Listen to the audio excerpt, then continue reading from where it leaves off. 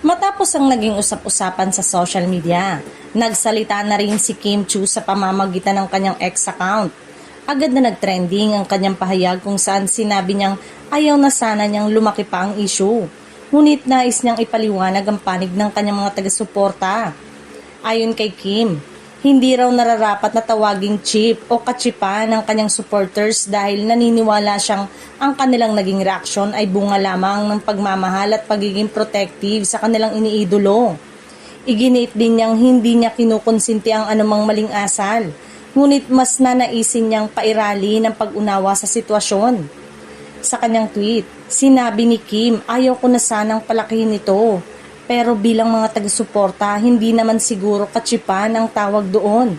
Siguro po marahil sa sobrang pagmamahal at suporta nila sa iniidolo nila, ay protective sila.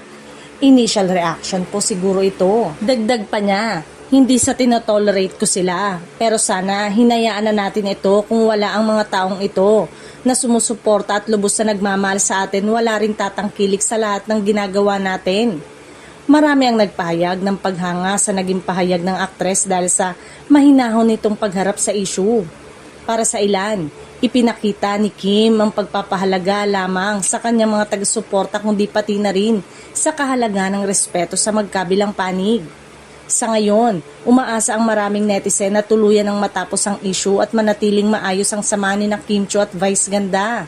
Habang nagsisilbi rin itong paalala sa lahat ng mga fandoms na panatilihin ang pagiging responsable sa pagpapahayag ng kanilang saloobin online.